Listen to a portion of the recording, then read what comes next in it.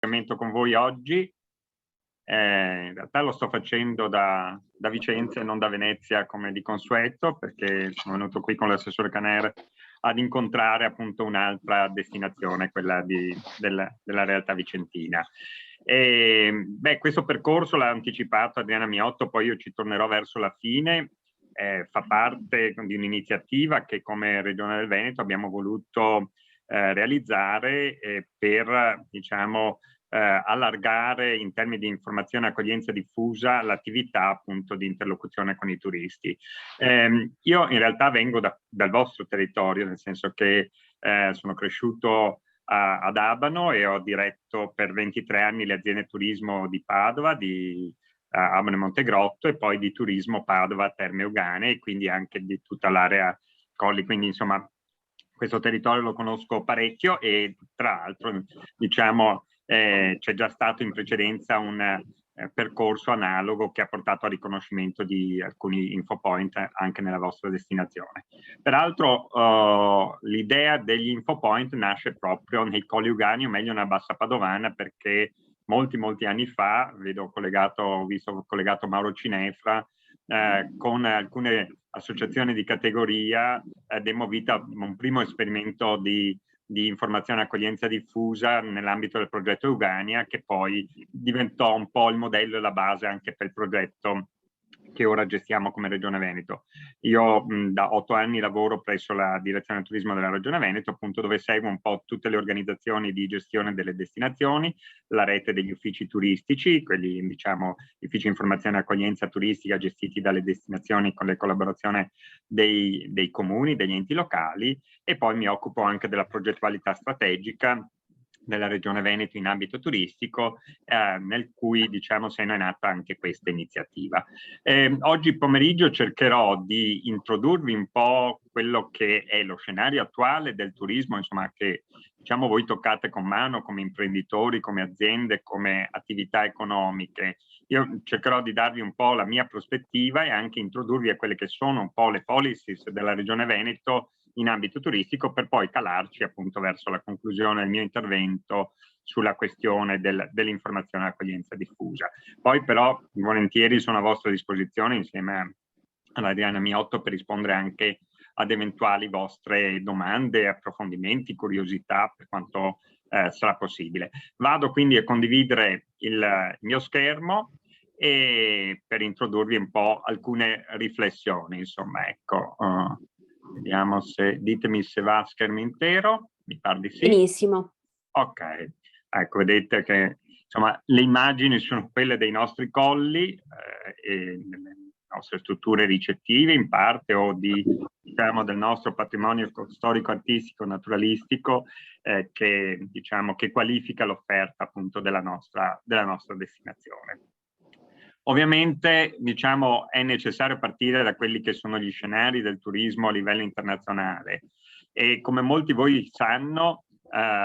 diciamo, il turismo prima della crisi pandemica, prima del Covid, era in costante ascesa, anzi vorremmo dire che dalla metà degli anni *80 il turismo è quasi sempre ineluttabilmente cresciuto, al netto di alcune crisi, diciamo, che però erano circostanziate, erano crisi geopolitiche o naturalistiche o anche economiche, ma che fino ad oggi avevano interessato solo alcune porzioni del pianeta. Penso alla prima e alla seconda guerra del Golfo, penso agli attentati delle Torri Gemelli. Credo che ognuno di voi, almeno di quelli che si avvicinano più alla mia fascia di età, si ricordano esattamente dove erano l'11 settembre di quell'anno. Io mi ricordo che ero nel mio ufficio appunto dell'azienda turismo in Riviera dei Mugnaia a Padova, e ognuno di noi pensò in quel momento nulla sarà più come prima. Poi nel bene e nel male la memoria dell'uomo è labile e diciamo il turismo è tornato a crescere. C'è stata ad esempio una prima epidemia della SARS che però ha colpito soprattutto il continente asiatico, e quindi verso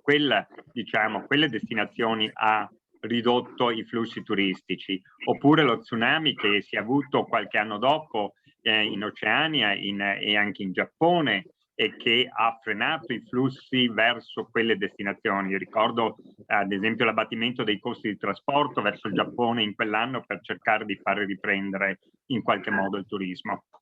Poi abbiamo avuto, sento dei rumori in sottofondo, se gentilmente tutti chiudete il microfono, grazie. Abbiamo avuto invece un primo momento di stop a livello internazionale, in occasione in coincidenza con il crack del debito americano Lehman Brothers, la cui crisi si è propagata un po' nel resto del mondo e soprattutto in Europa, in Italia ne abbiamo risentito per diversi anni. Però il turismo è tornato a crescere, forse solo in presenza degli attentati che hanno subito alcune città e capitali europee, ma anche del bacino mediterraneo. Abbiamo avuto la sensazione che potesse essere messa in discussione quella che sembrava una conquista raggiunta per sempre, cioè la libertà di viaggiare. Conquista che avevamo palesato in qualche modo tutti con, ad esempio, l'abbattimento delle barriere geopolitiche. Io che sono figlio di una berlinese ho ben presente, insomma, cosa ha significato la caduta del muro nel 1989, il tornare a viaggiare da una parte all'altra dell'Europa, e anche alla globalizzazione in ambito turistico ha concorso sicuramente la riduzione dei costi di trasporto, abbattimento dei trasporti sia nel volo aereo con i voli low cost sia con l'alta velocità per quanto riguarda il treno, e poi quello che ha segnato la rivoluzione e che ha reso il mondo a portata di mano, a portata di click, l'avvento del web prima, della sharing economy poi, e quindi il turismo sembrava ineluttabilmente destinato a crescere, tant'è che le previsioni dell'Organizzazione Mondiale davano per il 2030 sfiorare il 1.900.000 milioni di arrivi, i 2 miliardi di arrivi a seconda delle proiezioni e delle ipotesi. E invece inaspettato forse, l'avvento del Covid con tutto ciò che ha comportato e quindi l'improvviso stop alle attività economiche, in particolar modo a quelle turistiche. Solo a partire dalla primavera, in qualche modo, del 2021 si è assistito, soprattutto in Europa e soprattutto anche in Italia, a una lieve ripartenza che si era sostanziata in qualche modo nell'estate, ci aveva fatto forse un po' troppo inavvertitamente, un po' troppo imprudentemente salutare quasi un ritorno a una normalità, ma una normalità che in realtà non è lecito attendersi così come la conoscevamo prima del Covid. Questi sono i dati della Regione Veneto, le proiezioni adesso vanno alla fine dell'anno del 2021, dove in parte si sono recuperati, almeno in termini di arrivi e presenze, una porzione di quei 20 milioni di arrivi e 71 milioni di pernottamenti che caratterizzava, il flusso turistico verso la nostra regione. E questo è stato vero in gran parte, soprattutto nella scorsa estate, nelle destinazioni balneari, nelle destinazioni montane, nel lago, parzialmente da un certo punto in poi anche, ad esempio, nel territorio termale euganeo. E la situazione, prossima futura sembra lasciare intravedere, come dire, un ridursi degli effetti della pandemia grazie anche alla campagna vaccinale, però quello che è certo, e quello su cui vorrei riflettere con voi oggi pomeriggio, che tra l'overtourism, cioè l'eccesso anche di turismo che caratterizzava non solo, sapete, destinazioni come Venezia, Barcellona o in Italia Firenze, Milano, Napoli, Roma, eccetera, ma aveva cominciato a caratterizzare anche molte città e centri storici, e poi su questo aspetto tornerò tra breve. Tra quell'estremo lì, a volte anche eccessi di overturismo, e l'assenza di attività turistiche che invece ha connotato i quasi 2 anni che ci stiamo lasciando, speriamo, alle spalle, probabilmente una via mediana ci deve essere trovata. Un tema però sicuramente in agenda per ciascuno di noi, sia voi imprese, sia chi si occupa di progettazione strategica, di programmazione strategica, è quella che la sostenibilità deve far parte delle agende di ciascuno di noi. Sostenibilità in tutte le sue accezioni, ambientale, evidentemente, sociale, economica e culturale. E devo dire che una riflessione dovrebbe farci fare quello che abbiamo vissuto in questi terribili mesi, ed è che già prima non tutto ciò che vedevamo brillare nel mondo turistico era esente da elementi di criticità. E anzi è proprio su questi che voglio soffermarmi, cioè sul fatto che già prima del Covid stavano emergendo degli elementi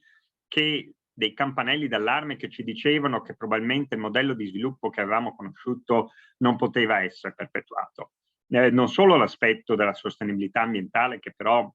come dire, gioca un ruolo importantissimo e che non possiamo più delegare, come dire, solo a chi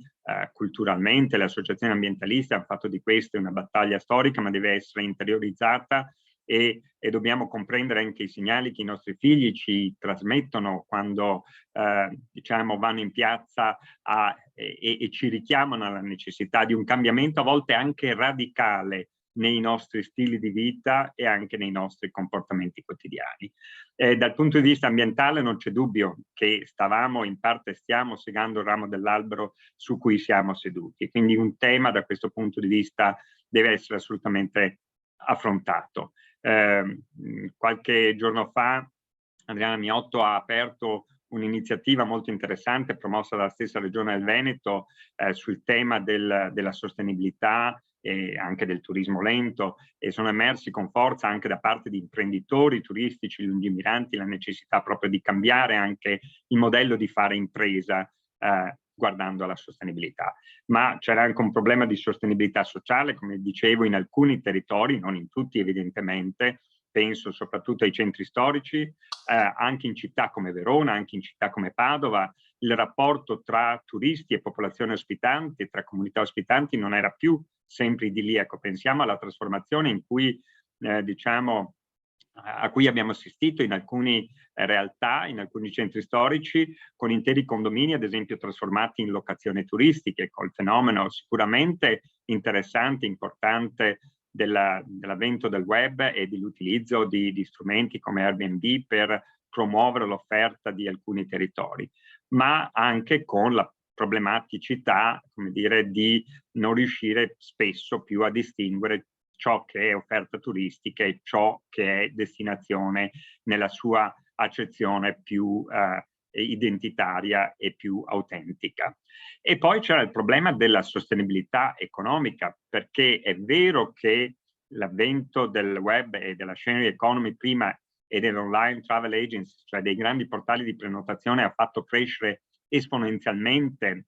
i flussi turistici, ma è altrettanto vero che in molti casi le destinazioni e le imprese, a volte senza nemmeno accorgersene, gradualmente sono diventate dipendenti dalle online travel agencies. E io posso affermare con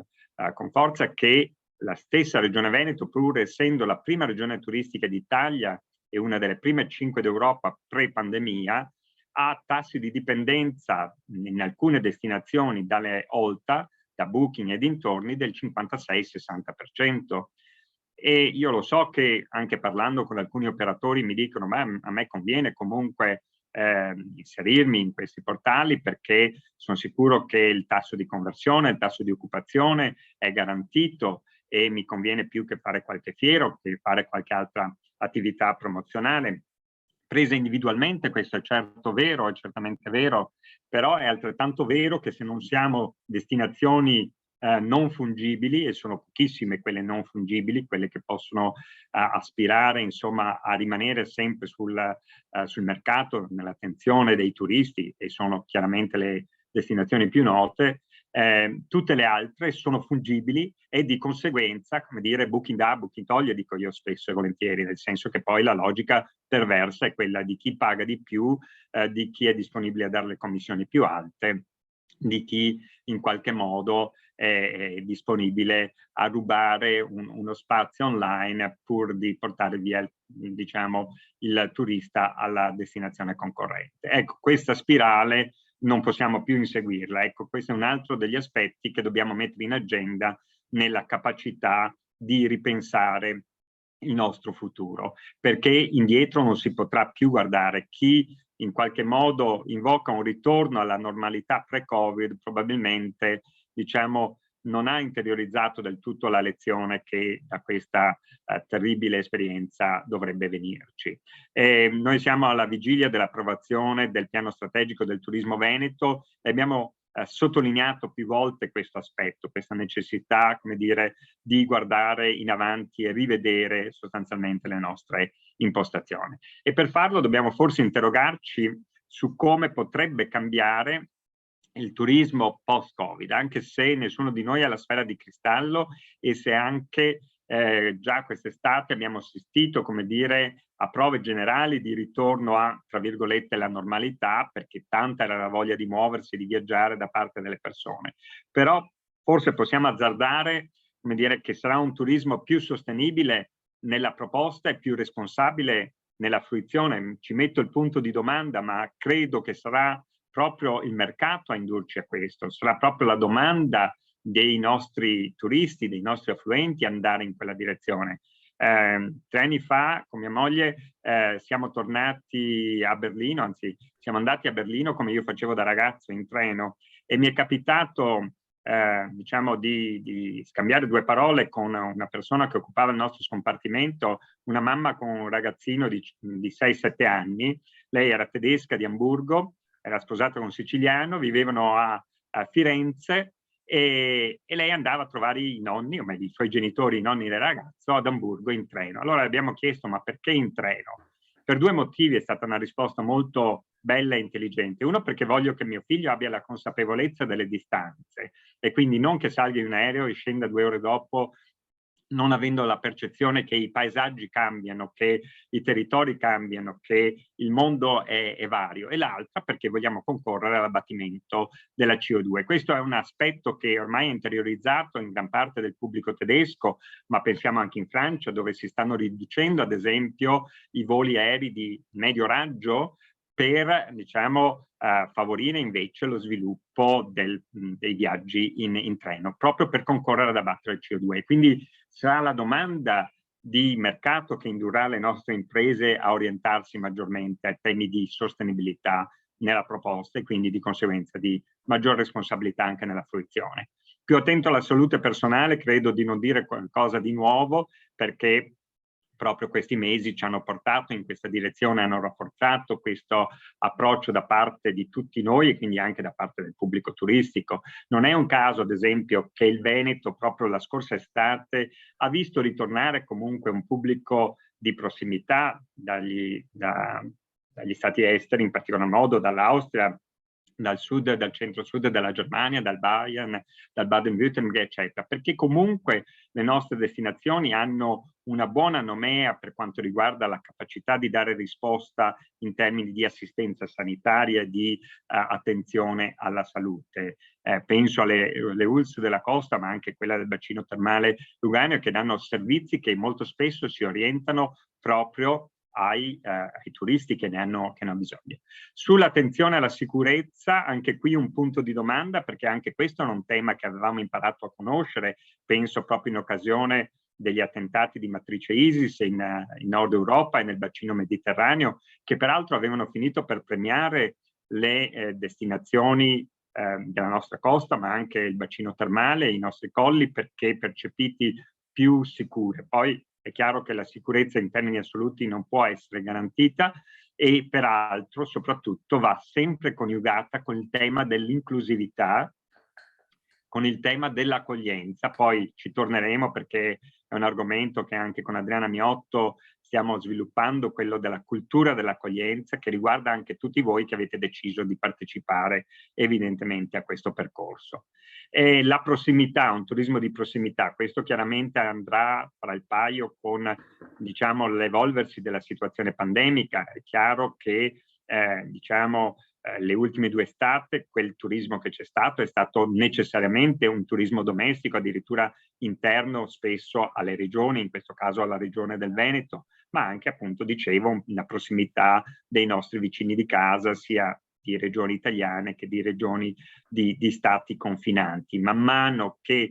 si tornerà ad avere la libertà di viaggiare anche sul medio e lungo raggio, è chiaro che torneranno anche i flussi turistici di carattere intercontinentale. Ma sicuramente una maggiore attenzione del pubblico, della domanda, un turismo all'aria aperta, un turismo attento alla salute, e per una destinazione come quella dei Terme Colli Euganei, che fa del proprio essere la maggior area della salute preventiva in Europa, con un approccio olistico al concetto di star bene, questa è una buona notizia, così come l'attenzione evidentemente alla natura, alle attività all'aria aperta, oppure nelle città o nei centri storici, meno turismo mass market, più diciamo turismo su misura, magari legato a visite guidate, con esperienze, con partecipazione proattiva, come dire, del pubblico e dei turisti. Certo, anche un turismo più lento, però anche qui bisogna sempre avere presente che non è sufficiente evocare, come dire, i tematismi o i prodotti turistici, ma bisogna effettivamente costruirli. Ad esempio, nel nostro territorio, nell'area euganea, da tempo la risposta diciamo in termini di offerta al cicloturismo sta diventando interessante dal punto di vista infrastrutturale, con l'anello dei colli, pur con le criticità che a volte è presente in termini manutentivi, ma soprattutto in termini di proposta, di offerta organizzata da parte delle imprese, da parte degli operatori, con l'attivazione di club di prodotto o comunque di servizi che rispondono a una specifica famiglia motivazionale della domanda, in questo caso il cicloturismo. Ma vi sono altri temi su cui stiamo lavorando e che per ora sono solo aspetti evocativi e che vanno trasformati in prodotto. Penso al tema dei cammini, che però diciamo ancora prodotto non è, e ci stiamo facendo affiancare in questo momento da uno dei massimi esperti a livello nazionale di questo prodotto, Alberto Conte di Itineraria, che è quello che ha fatto partire la Via Francigena e che sta gestendo attualmente il cammino del Santuario d'Europa in Piemonte, che ci dice ad esempio sempre meno cammini lunghi, sempre più cammini diciamo percorribili al massimo in 4-5 giorni, con tappe ravvicinate, 25-30 km, con una serie di punti di interesse interessanti che siano in qualche modo fruibili, e quindi non tanto l'attraversare la pianura, ma quanto poter godere appunto dell'offerta naturalistica, storica, architettonica e monumentale nel nostro territorio. Ad esempio, guardando all'area euganea, il tratto tra Padova e Monselice, verso poi il confine emiliano-romagnolo, ha una fortunata coincidenza di far convergere il cammino di Sant'Antonio, la Romea Germanica, la Romea Strata, quindi è un vero e proprio crocevia, ma è chiaro che al netto diciamo, dei passaggi che oggi sono occasionali, va strutturata l'offerta, va strutturato il prodotto, così come stiamo lavorando con un progetto di cooperazione internazionale CalCreate sullo sviluppo di alcuni temi di prodotto che potrebbero contribuire nell'area euganea a differenziare l'offerta. Penso al turismo dei luoghi letterari, in quell'area lì abbiamo il parco regionale Francesco Petrarca e dei Colli Euganei, con tanti elementi che ora sono evocativi, perché non è sufficiente una targa, non è sufficiente una guida per fare di questo un prodotto, ma bisogna che si creino le osterie letterarie, che si creino le rievocazioni, le letture pubbliche, che i B&B, che gli agriturismo, che gli alberghi, che le enoteche, che i ristoranti, come dire, entrino nel climax di un prodotto che si vuole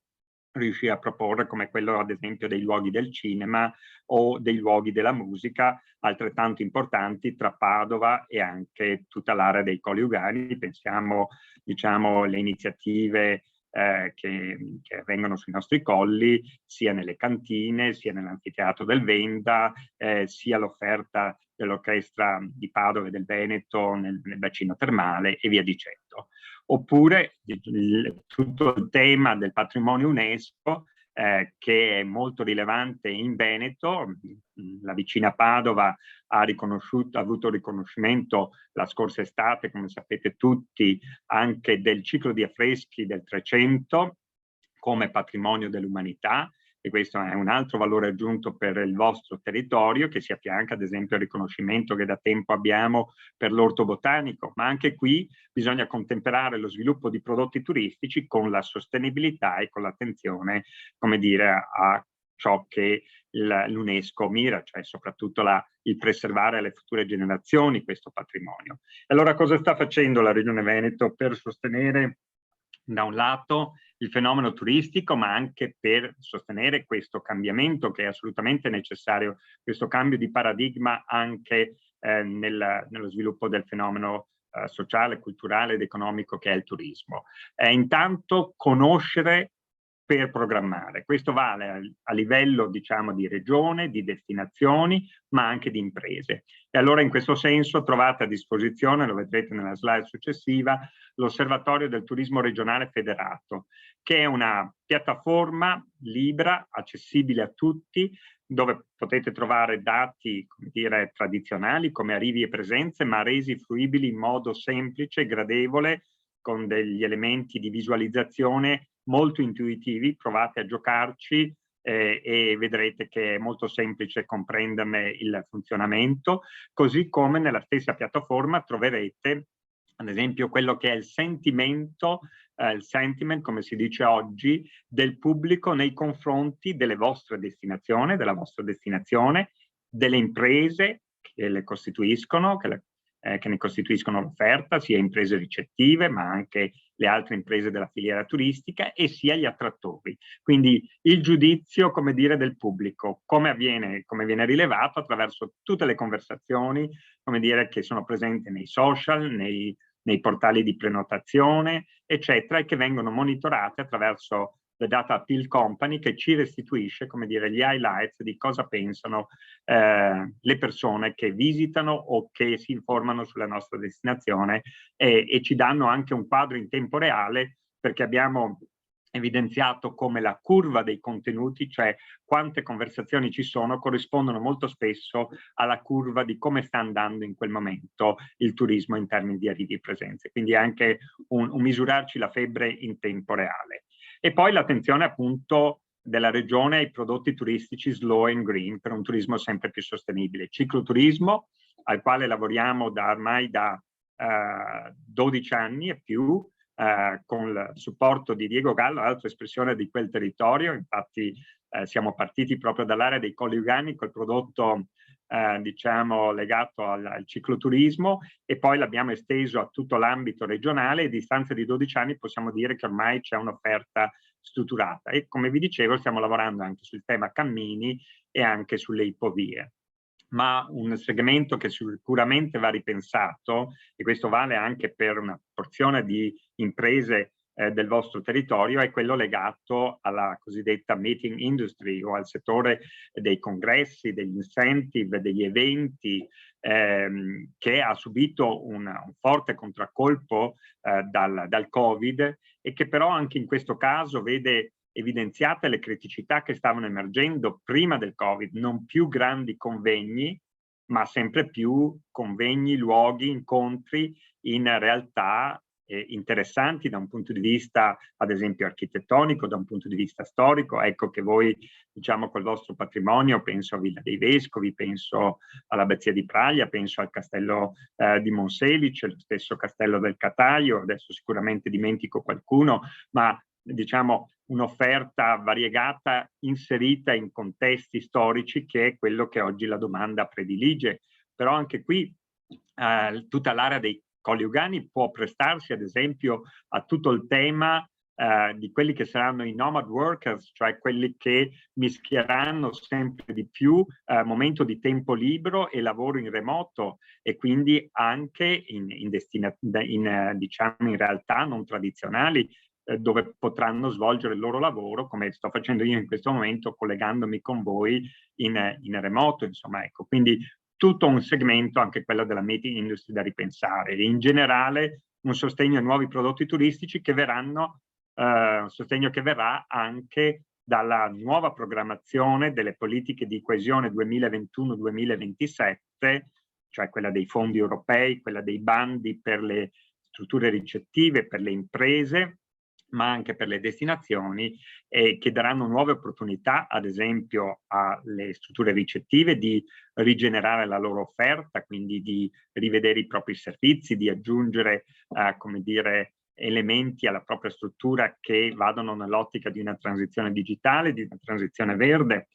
oppure aggregazioni o di prodotto o di destinazione per riattivare la domanda sui mercati nazionali e internazionali. E questa volta, se il rapporteur dell'Unione Europea ce lo consentirà, anche un sostegno alle destinazioni per trasformare sempre più le destinazioni in smart tourist destination, che sembra un parolone, ma in realtà è un modo per dire rendere facile e fruibile la destinazione utilizzando il digitale. E dicevo appunto i collegamenti, siti efficaci che utilizzino ad esempio il Destination Management System regionale per organizzare l'offerta, o che utilizzino la realtà aumentata o la realtà virtuale per arricchire la proposta e quant'altro. Insomma, ecco. Ci tornerò alla fine su questo tema, evolvere il ruolo delle organizzazioni di destinazioni, che può apparire un tecnicismo ma che invece è essenziale per competere. La Carta dell'accoglienza e dell'ospitalità, che è stata fortemente voluta nell'ambito del precedente piano strategico del turismo su iniziativa di un operatore, di un imprenditore, Massimiliano Schiavon, che è anche presidente di Fondazione ITS Veneto e che oggi è anche presidente di Federalberghi del Veneto, e che ha fortemente spinto nella direzione di una carta dell'accoglienza e dell'ospitalità come strumento per diffondere la cultura dell'accoglienza, o meglio interiorizzarla sempre più tra le nostre imprese, tra i nostri attrattori, tra i nostri operatori, nelle destinazioni, negli enti locali. So che Adriana Miotto sta facendo un importante lavoro in questa direzione, anche perché è stata protagonista sia della programmazione, della ideazione della carta d'accoglienza, sia poi della sua costruzione, declinazione e anche comunicazione. E quindi quale migliore destinazione dove testare questo se non nella vostra? E il tema dell'accoglienza in generale, dell'accoglienza diffusa, in cui rientra anche questo percorso di oggi. Voi sapete che nel vostro territorio esistono 5 uffici turistici, quello di Abano, quello di Montegrotto, quello di Monselice, quello di Este, sì, ci arrivavo, e diciamo che vogliamo arricchire appunto dall'apporto di un'accoglienza diffusa che voi andate a costruire, su cui tornerò poi. Le porte dell'accoglienza è un altro progetto interessante. Siamo partiti con gli hub aeroportuali, siamo partiti con gli hub delle ferrovie, quindi tra pochi giorni in stazione a Padova troverete allestito in modo completamente nuovo l'ufficio turistico di quella località, così la stessa cosa avverrà a partire da stasera nell'ufficio informazione e accoglienza turistica dell'aeroporto Canova. La stessa cosa sta avvenendo in queste settimane nell'ufficio prospiciente l'Arena di Verona, e poi pian piano anche con le altre località capoluogo. Ma è un tema questo delle porte dell'accoglienza, cioè di uffici con immagine coordinata che diventino vere e proprie accoglienza, porte dell'accoglienza per il Veneto e per l'Italia, e quindi con elementi di uniformità, con la possibilità di trovare informazioni un po' su tutto il Veneto. È un tema, dicevo, che vogliamo declinare poi anche in tutte le destinazioni. Il tema del digitale, dicevo, è un po' come la sostenibilità. Il digitale non è più, e abbiamo imparato a comprenderlo in questi 2 anni, un elemento, un asset, è una precondizione per poter competere. È assolutamente una modalità da cui non possiamo prescindere, e soprattutto organizzarci attraverso il digitale per non subire il cambiamento e per non subire lo strapotere proprio delle online travel agencies. Ecco quindi che il Veneto, la regione del Veneto, dal 2016 ha adottato un Destination Management System che vi sarà presentato in uno dei prossimi incontri a cura della mia collega Marilena Nardi. Ma vi anticipo già che è uno strumento per gestire in modo efficace diciamo, tutte le funzioni tipiche di una destinazione, dall'informazione all'accoglienza, dalla promozione alla commercializzazione. Quindi capirete, ad esempio, come in questo scatolone, come io uso chiamarlo, gli uffici turistici già adesso caricano tutti gli eventi del vostro territorio, che poi dal DMS dello scatolone vengono estratte per alimentare il sito della località, il sito della destinazione, Veneto EU, e un domani anche attraverso il Tourism Digital Hub nazionale italia.it. Ma voi stessi già adesso potrete richiedere, come dire, la link key, diciamo l'indirizzo attraverso il quale, integrando questa link nel sito della vostra struttura, nel sito della vostra azienda, potrete già consultare le stesse informazioni che è in grado di dare l'ufficio turistico in termini di eventi e di iniziative. Ecco però che questo diventa anche un importante strumento per organizzare l'offerta sul digitale, ad esempio per le attività di booking e per le attività di package, di dynamic packaging, cioè di organizzazione dinamica dell'offerta e delle proposte della destinazione, perché ad esempio, diversamente da un semplice sistema di prenotazione, voi potrete collegare una vostra proposta con, diciamo, ad esempio un evento della vostra destinazione, un'iniziativa della vostra destinazione, tematizzarla e collegarla direttamente a questo. Ovviamente molto dipenderà da come la vostra destinazione, la vostra organizzazione di destinazione deciderà di utilizzare lo strumento, ma potenzialmente lo strumento è in grado di farlo. Non abbiamo la velità di fare concorrenza a Booking o Airbnb, ma vogliamo organizzare l'offerta sulle delle destinazioni online, proprio perché poi Booking, Airbnb, Expedia, Venere, eccetera, siano solo uno dei canali di distribuzione e non chi organizza le vostre esperienze. Dobbiamo fare come fa già da 10 anni la Francia, come fa la Gran Bretagna, come fa l'Austria, che questi sistemi li ha inventati, cioè organizzare noi l'offerta delle destinazioni, essere noi padroni delle nostre esperienze e poi distribuirle sul mercato attraverso, ad esempio, quelli che vengono chiamati channel manager, cioè quei manicotti che collegano l'offerta della destinazione con i sistemi di distribuzione, qualsiasi siano quelli che voi andate a individuare. Stiamo puntando molto anche sul tema del marchio ombrello, Veneto the Land of Venice, perché? Da un lato perché siamo consapevoli che il Veneto non è come la provincia di Trento, come il Sud Tirol, come la Val d'Aosta, non è un'unica destinazione, è una sommatoria di grandi destinazioni che hanno reso importante diciamo, l'offerta turistica del Veneto e hanno attivato quei flussi su cui possiamo contare ancora. E però diciamo c'è la necessità rispetto ad alcuni mercati, soprattutto quelli di medio e lungo raggio, di andare sotto un marchio ombrello che in qualche modo sia riconoscibile dal mercato. Io stesso, quando devo spiegare a mia cugina che sta a Hollister in California, dove sto, dico near Venice, ed è già fatica, perché fa fatica a collocare se Venice sia in Italia, in Spagna o in Grecia, quindi ecco, capite che guardandoci dalla Cina, dal Giappone, dagli Stati Uniti, dalla Russia, come dire, molto spesso la nostra destinazione non è sempre in grado, come dire, di emergere direttamente. È chiaro che se Terme Colli Euganei vanno in Austria, vanno in Germania, vanno in, diciamo, regioni di origine, i flussi di prossimità sono di casa, sono quasi mercato interno, ma già salendo di grado, già se andiamo nei land del nord della Germania o nei land dell'ex DDR, non è detto che la nostra notorietà sia già così forte, quindi agganciarci a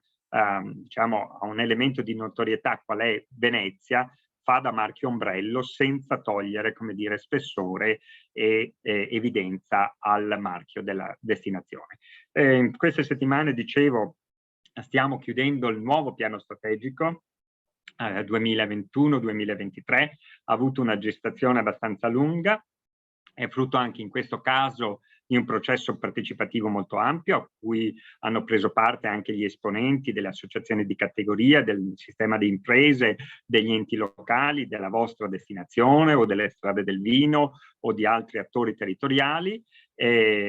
guidati da diciamo, dei chairperson che coordinavano i 4 gruppi di lavoro, siamo arrivati a definire quella che è una proposta di piano che in queste settimane verrà poi sottoposta alla giunta regionale e al consiglio regionale. Ma questo non è il piano della regione del Veneto, questo è il piano strategico del sistema turistico veneto, quindi di tutti gli attori del Veneto per il Veneto. Quindi si impegnano a portarlo avanti poi le destinazioni, le associazioni di categoria, gli enti locali, le camere di commercio e anche la regione. È un piano che appunto rimette in discussione la visione precedente, magari diciamo in modo più minimalista. Il claim questa volta è dal cosa al come, perché vogliamo anche essere molto concreti nell'affrontare i temi appunto dell'accoglienza, del capitale umano, delle imprese, dei prodotti, del tema del branding e quant'altro, facendo leva proprio su un approccio trasversale invece di strumenti come l'osservatorio, come il DMS, come costruendo ecosistema digitale che amplierà ulteriormente la possibilità diciamo di interscambio di dati aperti tra tutti i soggetti del territorio veneto, e il tema del rafforzamento della governance. Ecco, qui vedete anche il link all'osservatorio che poi potrete andare a consultare se volete. Poi abbiamo un po' di tempo, Adriana, possiamo anche velocemente navigarlo per voi. Il tema del DMS che vi sarà illustrato la prossima volta, ma appunto che gestisce tutte le funzioni tipiche di una destinazione, dall'informazione all'accoglienza, alla promozione alla commercializzazione, e la forza sta proprio in questo, perché alcune cose le gestisce l'ufficio turistico, altre le gestiscono le destinazioni, altre vedono protagonisti direttamente il sistema delle imprese. Vedete, sono già moltissime le destinazioni che lo utilizzano, alcune già in modo molto compiuto anche per quanto riguarda l'attività di Booking Dynamic Packaging. Penso a tutta l'area dolomitica quasi ormai, penso a una porzione importante dell'area veronese, sulle spiagge Jesolo e Caorle, e però un po' tutti si stanno cimentando, e vedete che sono già 10.500 i fornitori di servizi presenti, già 500 le esperienze prenotabili e 9.000 più le strutture ricettive presenti, perché peschiamo i dati direttamente dall'anagrafica ufficiale della Regione del Veneto, e già 3.600 sono presenti con prodotti configurati e vendibili. Però appunto c'è la necessità di ripensare il nostro sistema di offerta anche nel vostro territorio. Io sono molto contento della scelta che la vostra destinazione ha fatta. C'era il rischio che nascesse una OGD solo del solo bacino termale uganeo, cioè dei soli 5 comuni termali. Invece si è dato continuità a una scelta coraggiosa già avviata qualche anno prima di integrare l'offerta dei Colli Ugani e quella termale, che si completano a vicenda e che rispondono alle nuove esigenze della domanda di mercato. Però per fare questo appunto bisogna avere delle destinazioni organizzate. Questo è il tema, questo è assolutamente uno degli elementi su cui diciamo far leva per tornare a competere in modo efficace. Perché guardate, il mondo va veloce, abbiamo avuto una pausa, chiamiamo forzata, che avrebbe dovuto portarci, come tutte le crisi di solito fanno, a ripensare il nostro modello organizzativo e gestionale. Forse non abbiamo colto appieno questa opportunità, ma siamo ancora in tempo per farlo, però non abbiamo più molto tempo, perché poi tutto riprenderà molto velocemente, e se non saremo organizzati noi lo faranno altri alle loro condizioni. Ecco quindi che bisogna ripartire e riorganizzare l'offerta della destinazione. So che lo state facendo con Adriana Miotto, con l'aggiornamento delle vostre linee strategiche, declinare sul territorio strumenti che riteniamo siano importanti perché non sono calati dall'alto dalla Regione del Veneto, ma sono frutto di processi partecipativi, vengono dal sistema delle imprese, vengono dalle intuizioni di vostri colleghi, così come declinare sul territorio. Io so che lì ci sono un po' di resistenze, un po' una babele di voci su come, su cosa, ma utilizzare il DMS per organizzare la vostra offerta sul digitale. Poi deciderete voi fino a quando spingere l'acceleratore. Però attenzione, che se non lo fate velocemente arrivano gli altri e lo fanno per voi con altri strumenti che voi non governate, che voi non gestite. E poi soprattutto il modello organizzativo. Decidete quello che volete, ma che sia un modello organizzativo stabile, con Caner prima abbiamo risposto all'OGD di Vicenza. La regione non vi dice qual è il modello organizzativo, vi dice organizzatevi, e organizzarsi non vuol dire più un tavolo di concertazione che si riunisce anche spesso nel vostro territorio, ma che poi non ha una struttura operativa che quotidianamente traduce in operatività le linee strategiche di azione. Certo c'è il consorzio che potrebbe esserlo, però allora deve diventare strumento condiviso e permanente. Non c'è più tempo per discutere, per tirarla in lungo, per in qualche modo a volte perdere tempo all'interno e non guardare a ciò che avviene all'esterno. E ovviamente c'è il sostegno, come dire, da parte della regione, con gli strumenti che dicevo prima, anche adesso sono 82 gli uffici IAT perché abbiamo alzato l'asticella e quindi qualcuno l'abbiamo lasciato, diciamo, ai blocchi di partenza perché vogliamo diciamo, un'accoglienza di qualità, quindi con la giunta regionale abbiamo voluto aumentare gli orari di apertura, le giornate di apertura e alcuni standard che sono comuni e che caratterizzano tutti coloro che vogliono e possono fregiarsi della I di informazione, ma della I non più riquadrata ma in forma ellittica potrete fregiarvi anche voi che partecipate a questo percorso e che porterà a riconoscere molti di voi come InfoPoint in questa, diciamo, ellissi circondata insomma dal benvenuti, willkommen, welcome, bienvenue, scritto in diverse lingue e che potrete affiggere, come dire, come vetrofania all'ingresso dei vostri pubblici esercizi. Insomma, ci tornerò a brevissimo. A disposizione delle destinazioni c'è anche un'immagine coordinata in termini di accoglienza turistica, declinata per prima con, diciamo, col cicloturismo, ma poi proiettata anche per le località che compongono le vostre destinazioni. C'è lo strumento del DMS che è a disposizione gratuita delle destinazioni e delle imprese della destinazione e c'è appunto questo strumento a cui voi darete sostanza, l'informazione e l'accoglienza diffusa. Questi incontri, io so peraltro che l'OGD Terme Colli è stata coraggiosa perché ha alzato a sua volta l'asticella. Noi chiedevamo almeno 4 incontri, uno dovete sorbirvi me, un altro vi sorbirete la mia collega Marilena Nardi con l'IMS, ma poi invece avete, come dire, l'apporto di esponenti del vostro territorio, di guide, di operatrici dell'ufficio turistico, eccetera, che vi racconteranno quello che voi pensate già di sapere, ma per esperienza, per aver gestito destinazioni per molti anni, so che molto spesso si sa, diciamo, e si conosce ciò che si va a vedere fuori, ma non si conosce magari ciò che è sotto gli occhi tutti i giorni. E quindi intanto ve lo racconteranno, insomma, le vostre ville, i vostri castelli, i vostri colli, le vostre città murate, eccetera. Ma poi credo che la destinazione organizzerà, appena sarà possibile, anche degli educational, magari per la navigazione fluviale, come dire, da Battaglia a Monselice o anche fino a Este, se si riesce, o vi farà visitare alcuni di questi luoghi che magari per ragioni di tempo non sempre siamo riusciti a visitare. Io facevo un test quando ero a Padova, quanti avevano visitato la Cappella di Scrovegni? Ok, quasi tutti. Quando poi andavamo a vedere il Battistero del Duomo, che per me ha un impatto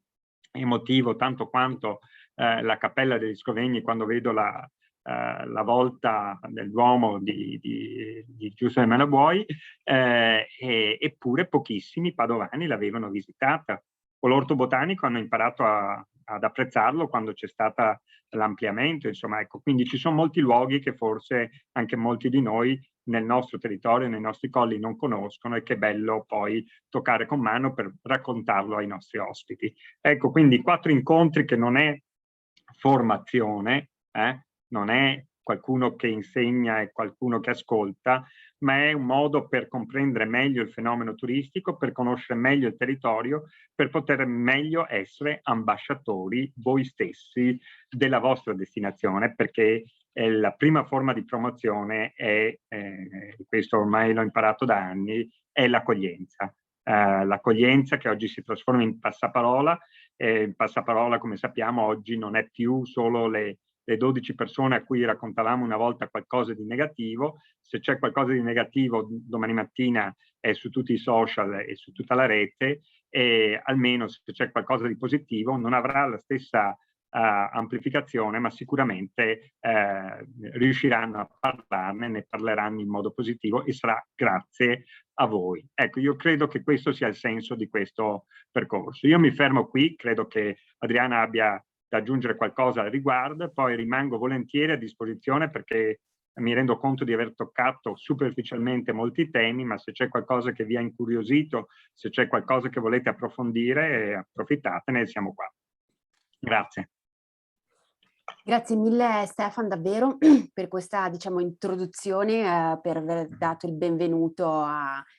tutte le persone che ci stanno ascoltando. Io mi collego proprio dalle tue ultime parole, quindi partendo dagli InfoPoint e del perché abbiamo voluto questo percorso di InfoPoint. Tra l'altro è già la seconda edizione questa, nel senso che l'anno scorso è stata fatta la prima e sono stati avviati 30 InfoPoint. Tra l'altro il percorso dell'anno scorso è stato anche più, come dire, era più corto, però più articolato, nel senso che siamo partiti in presenza, poi ci siamo dovuti spostare online. Era stato messo in programma un educational alla fine per voi, proprio per scoprire di persona tutto quello che poi si è detto in aula fondamentalmente, e non è stato possibile per questioni legate alla pandemia. Quest'anno invece lo faremo, quindi già vi anticipo questa cosa, sarà diciamo nella tarda primavera, e quindi lo faremo anche insieme a chi ha partecipato al percorso l'anno scorso.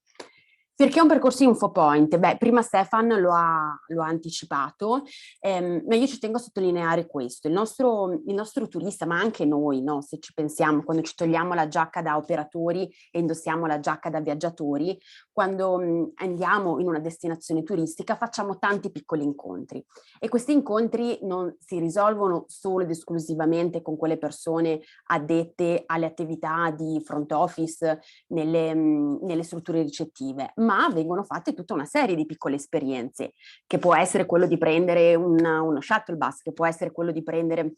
appunto una navetta, un bus, un mezzo di trasporto pubblico, e saliamo e dobbiamo chiedere informazioni rispetto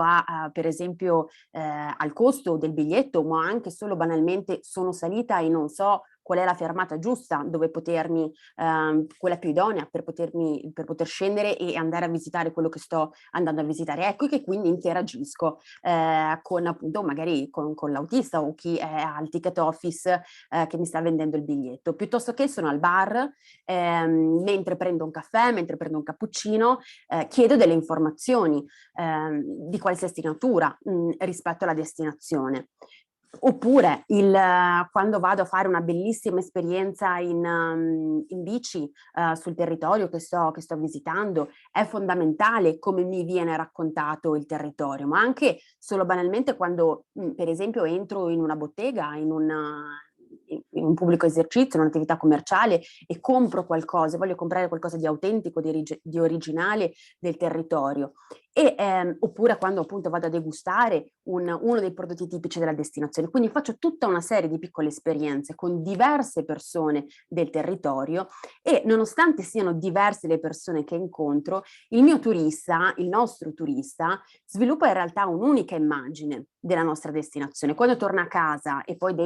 e racconta agli amici e racconta alla propria famiglia come è andato il viaggio, racconta in generale come è stato su Terme Colli Ugani, non come sono andate tanto le piccole esperienze, poi sicuramente ci entra nel dettaglio, ma l'immagine, la reputazione che si crea è una rispetto a quel territorio. Ecco perché è estremamente importante, un'altra ragione per la quale è importante fare accoglienza di qualità. Un'accoglienza che quindi, come si diceva prima, significa fare promozione. Oggi in tantissime destinazioni, in tantissimi territori o in molteplici ambiti aziendali siamo talmente concentrati su come applicare le nuove tecnologie che quasi ci dimentichiamo l'attività base di fare turismo di qualità, che è quella di garantire informazione e accoglienza di qualità. E questo è importantissimo anche perché, proprio per quello che ci siamo appena detti prima, il vantaggio competitivo di ogni singola azienda è strettamente collegato a quanto bene sta performando anche diciamo, il mio vicino di casa, perché io posso essere il miglior hotel, essere il miglior ristorante, ma se poi il mio turista che va a fare una degustazione di vini, piuttosto che va appunto in un hotel, chiede delle informazioni alla reception, non sanno dare quelle informazioni più giuste, più idonee, o piuttosto che quando anche solo per strada interagisce con il mio residente non è così accogliente come dovrebbe, ecco che casca un po' il palco. E quindi ritorniamo al perché è importante fare il sistema e costruire quindi dietro un sistema organizzato, ma soprattutto quanto è importante e rilevante il concetto dell'informazione e dell'accoglienza. Quindi questo vuol dire, il messaggio che vogliamo passare è che tutti noi possiamo fare la differenza presso la nostra destinazione, perché tutti noi componiamo la destinazione, tutti noi contribuiamo a creare l'esperienza vacanza per il nostro turista. Quindi su questo appunto si sono appunto innescate due progettualità da parte della Regione Veneto, no? La prima che è quella diciamo più anziana, se vogliamo, è quella di creare questa rete di infopoint, dove vediamo gli infopoint come diceva prima Stefan, dei piccoli ambasciatori di territorio, ambasciatori anche orgogliosi, ci sentiamo di dire. Io anni fa ho organizzato, io sono di Venezia in realtà, nonostante appunto lavori nel nostro, perché ormai lo sento anche mio, nel nostro territorio, e ho seguito, implementato un percorso molto simile di infopoint sulla laguna di Venezia. Ho seguito tutte le lezioni e pensavo di conoscere molto bene il mio territorio e invece lo ho riscoperto e ho scoperto moltissime cose che non sapevo di sapere. Non pensiamo e non vogliamo che il vostro ruolo poi da infopoint o da diciamo in generale persone preparate sul territorio si vada a sostituire al servizio di informazione e accoglienza degli uffici di informazione turistica, ovviamente no. Quello che vogliamo è che abbiate diciamo quelle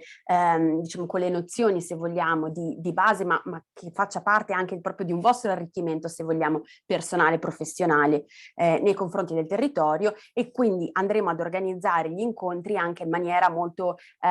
diciamo anche schematica, andremo a costruire anche delle piccole guide, quindi quelle cose da sapere, quelle indicazioni che di norma vengono chieste rispetto a determinati attrattori piuttosto che a determinate esperienze, ma soprattutto sapere anche dove andare a cercare determinate informazioni, proprio perché non è pensabile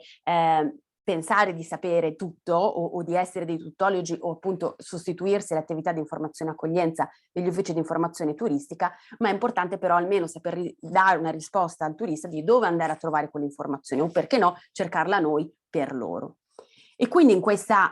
diciamo sotto questa scia volevo mostrarvi diciamo, i due al momento, i due principali diciamo, fonti di informazione che la destinazione ha creato e ha messo a disposizione per tutti voi, per tutto il territorio. Il primo è un portale che è stato costruito e realizzato l'anno scorso, quindi diciamo è un output abbastanza recente, che adesso ve lo faccio vedere per l'appunto in velocità, lo navighiamo insieme, dove è stato appunto pensato per i residenti e per gli operatori. Quindi non ha l'obiettivo e diciamo la mission di andare a sostituirsi invece al portale turistico dove invece il turista può andare a trovare tutte le informazioni. Questo sito che cosa potete trovare? Potete trovare il profilo della destinazione, chi siamo. Beh, prima Stefana raccontava un po' la nostra macro peculiarità del nostro territorio, ovvero quello di essere caratterizzati diciamo da due anime. Un'anima che è legata più all'ambito termale e l'anima invece che è legata più all'ambito dei colli ugani. Perché si è deciso di fare una destinazione unica, una destinazione sola? Perché il prodotto termale è un prodotto che è introdotto nel mercato da moltissimi anni e conseguentemente rispetto al suo ciclo di vita è in una fase che va verso diciamo alla maturazione, no? A essere un prodotto maturo. Ecco che quindi necessita di essere rivisto, necessita di essere innovato e riaggiornato.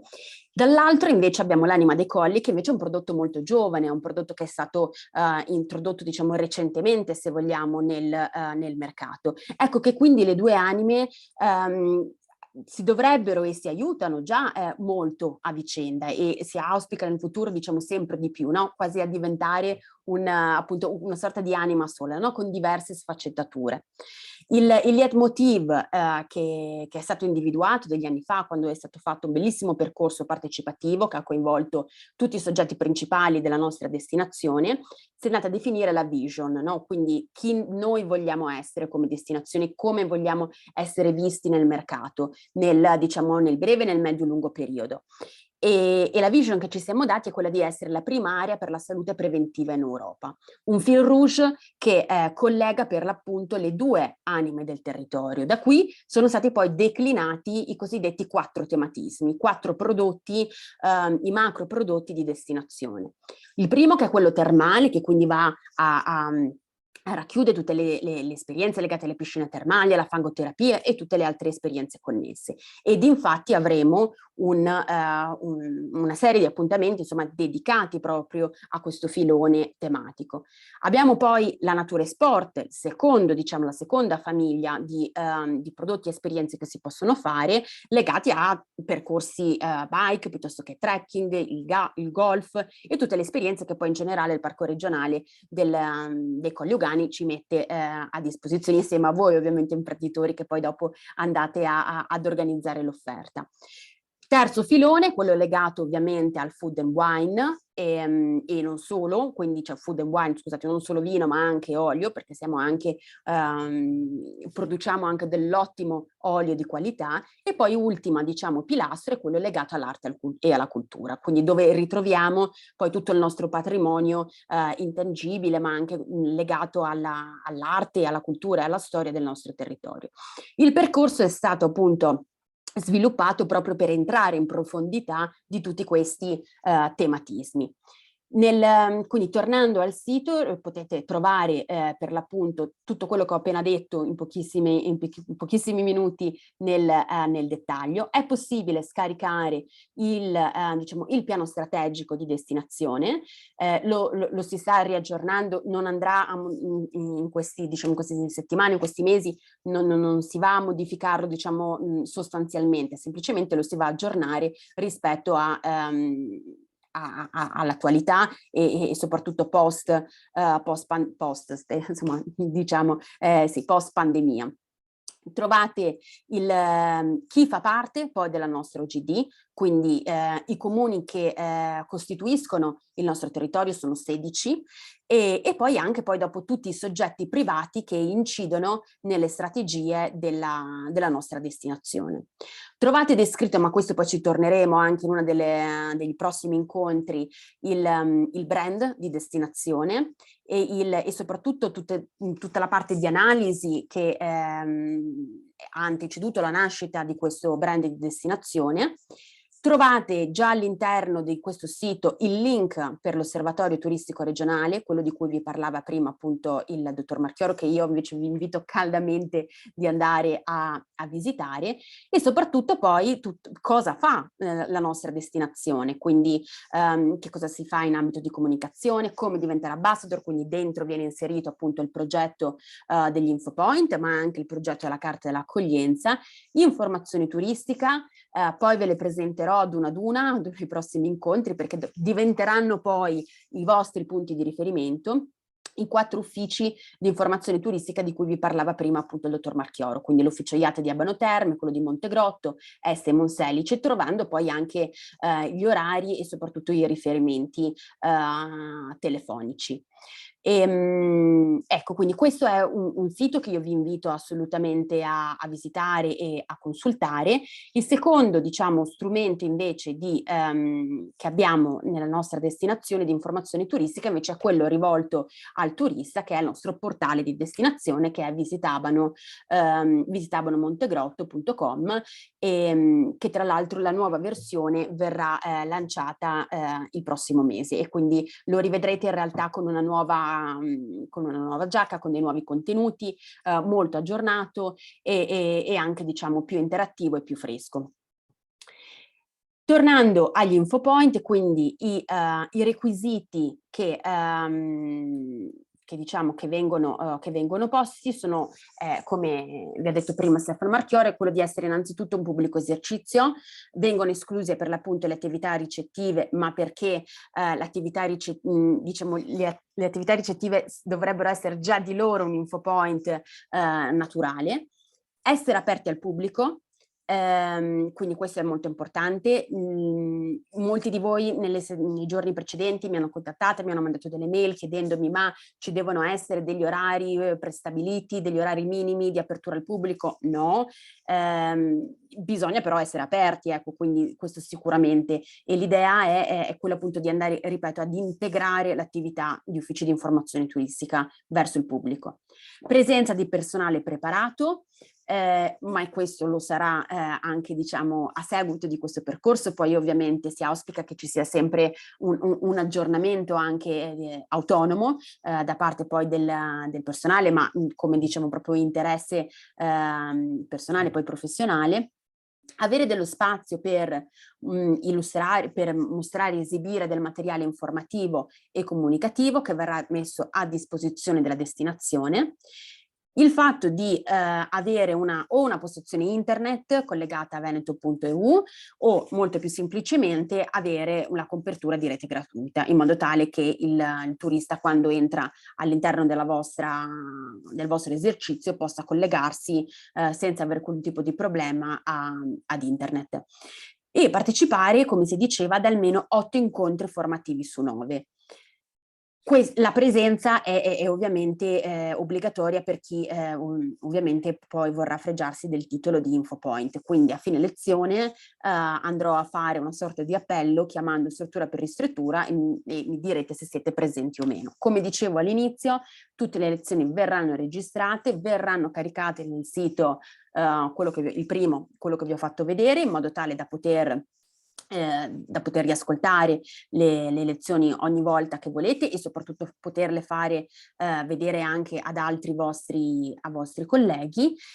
La destinazione oltre al materiale informativo, come si diceva prima, vi verranno date una serie di vetrofanie, una che rappresenta la I ellittica, che quindi la I diciamo di Infopoint, e poi il brand di destinazione proprio per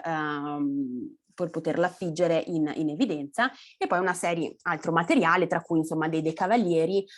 con dei QR code, dove il turista potrà attraverso la scansione del QR code potrà andare direttamente sul sito web di destinazione, quello ovviamente per i turisti, e o scaricare delle guide di territorio, della brochure di territorio che rispondono sempre all'immagine coordinata della Regione Veneto di cui si parlava prima. Ecco, io mi fermerei qui e soprattutto utilizzerei l'ultima mezz'ora, diciamo farei così un quarto d'ora, 20 minuti di domande e gli ultimi 10 minuti per fare l'appello per registrare questa prima lezione. Per garantire un po' la privacy a tutti, io interromperei in questo momento la registrazione, se siamo tutti d'accordo, e darei spazio appunto alle domande e o curiosità che ci sono da parte vostra.